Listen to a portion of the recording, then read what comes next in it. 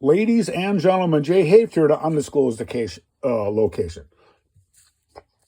This is the violation that the DNR sent me, that I'm in violation of the public safety doctrine for fixing my building. Okay. So what's interesting with this is, please like and share, folks, if you can. We need to get this across the world. This is a notice of violation. The DNR says I'm in violation of the public safety doctrine, adopted by this Constitution, Article 6, that waters the state shall be common highways and forever free. Yeah. But you can't just pick out one building and say, oh, we're going to threaten him for 6 years because he won't sell for his assessed value.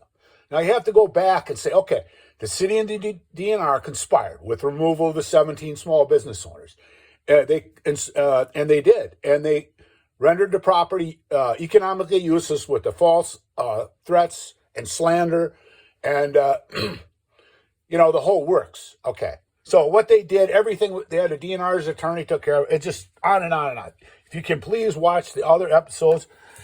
But the most important thing of this is the DNR's is a bunch of criminals. On October 14, 2008, met with you regarding your plans to place rock and concrete around pillars of your building.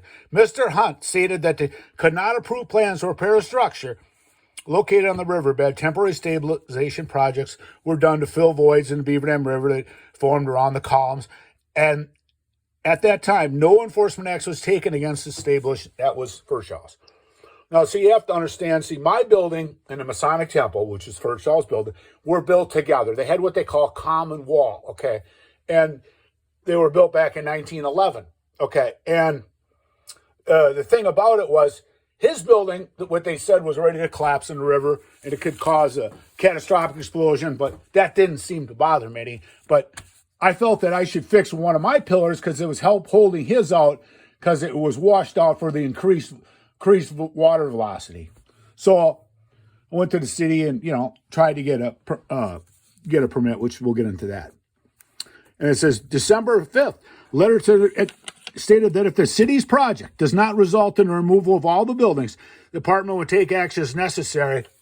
Well, they entered into this memorandum of understanding. And then they go, this is page 2, and it says, as aware, the city council, voluntary purchasing of the 11 buildings for value, and nine of the 11 buildings have accepted offer. And then it says, department knows the Historical Society. I did that. I tried to protect myself from all these criminals. Next step is to request a referral to the Department of Justice requesting court order removal of the building. Okay, now, do they get permission? These are all my opinions from the Department of Justice to use their name in threatening me, in their blackmail scheme, in their conspiracy, and their fraud, and everything else. Yeah.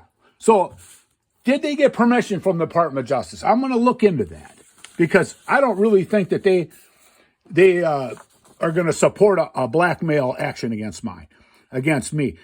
If you have other questions, meet the department staff, and there's Pam Colbert. And these are all the cronies involved. They sent me this registered mail, because they wanted to threaten me, And shortly after this, the mayor had this in the paper and the radio, trying to ruin Jay Hafe, make me look like the criminal when they're the criminals. And these are all the cronies involved. Dan Hunt, Jim Connick, Ken Johnson, Sue Joff, the Damn Lady, Rob Davis, Chip Brown, Megan Corral, the Historical Society, Heather Gotcha, and the mayor, Tom Kennedy. Surprise, surprise. And I said this here. I said the project addresses significant flooding and safety concern. The Beaver Dam River flows under several buildings, one of which is showing significant structural failure, which could collapse in the building in the river. That's Firshaw's building next to mine, which is connected. Should this happen during a flood, the entire downtown could become flooded, and including a nearby foundry. If the foundry furnace was to flood, it would result in a catastrophic explosion. Safety, public. Okay, and I went over this. I'm just going to do the bottom part on here. This is where you can make your repairs. See, the whole false thing, it was a fraudulent statement, and it did affect my business and my character and the way things operate for me. And on the bottom it says, ordinary maintenance and repairs. Alterations, repair, and maintenance done under emergency conditions to preserve or protect life. They just said it was going to collapse in the river. Okay, so this here is,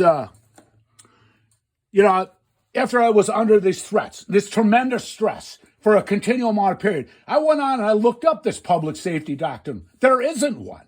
They were using that against Furchell and myself as a form of extortion. And it said, these are all the cronies involved here, and then Dan Hunt and stuff. He's the guy I talked to. I just had a really weird phone call from Jay Haft. First, he was talking about historic structures in the floodway, then the floodplain. Then he said it's in NR 30. And I finally figured out what chapter 30. He then asked if I had read the public safety doctrine. And then in a smart-ass amount, I told him there's no doctrine to read. It's a series of court decisions.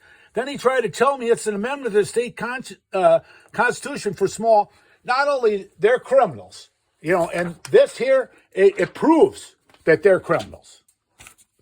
Because they were threatening me and him. When a building's ready to collapse, wouldn't you say, hey, come on in, fix your building, save the city? But they didn't care. Their whole thing, it's amazing. This is another DNR email from the cronies. Lynn Havel, Ken Johnson, is 2009. It says, they said they were involved with me because I told them that, I had their conspiracy. And then I've included our enforcement specialist in the case. He has some information. I don't know where this is in the enforcement process. I thought Jim Condon would have a handle on the Haft enforcement situation. The fraud, yeah. Okay, so now it says here, this is another one. This is from Robert Baldwin.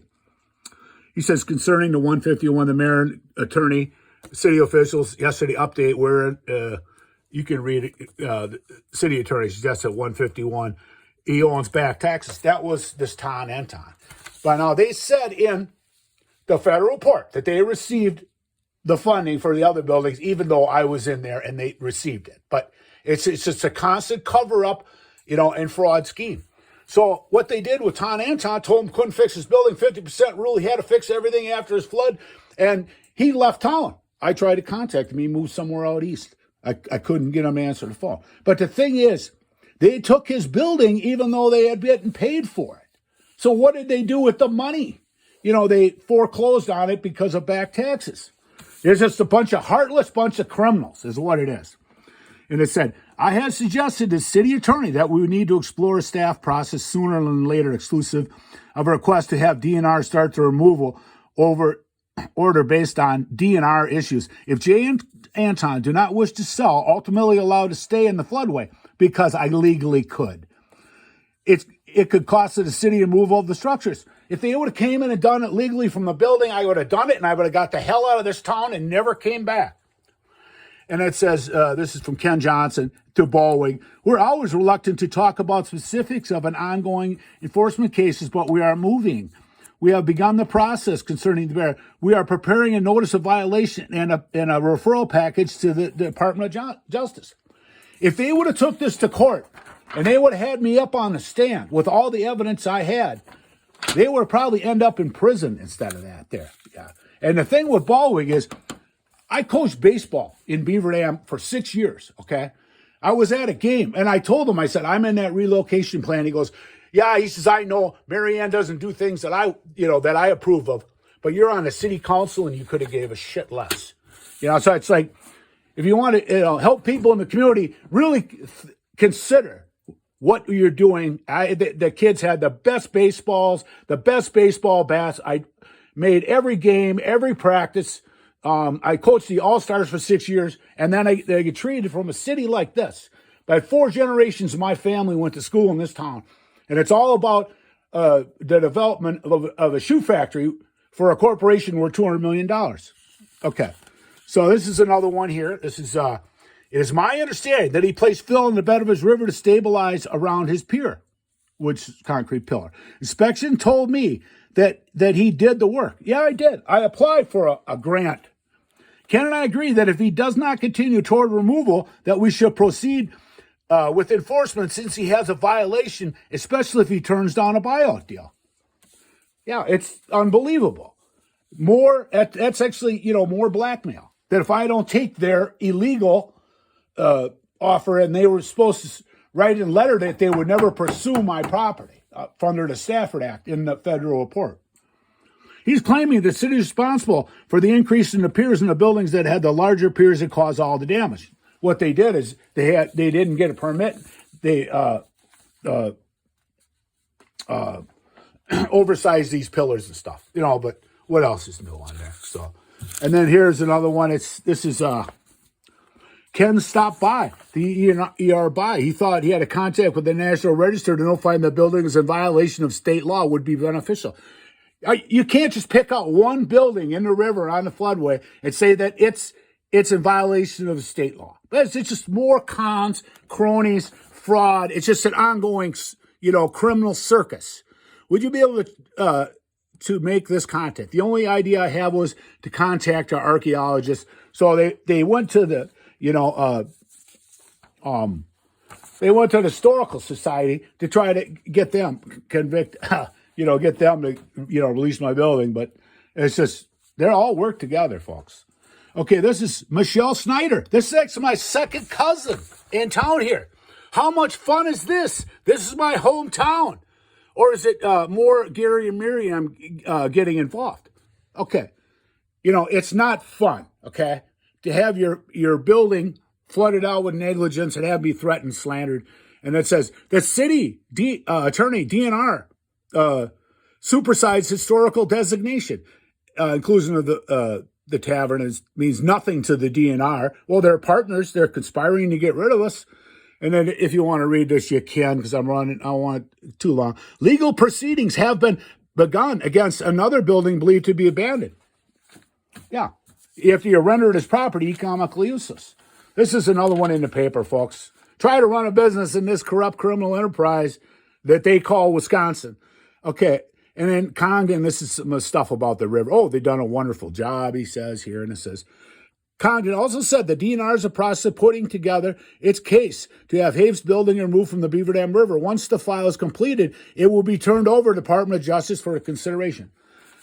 Another time, does the Department of Justice allow the DNR to threaten people using their name when there's criminal acts involved? And this is just another one. This is Rob Davis, the city inspector in Beaver Dam. And it says, I talked with Jeff Banky, who owns Design Plus, is wondering if his building is in the floodplain.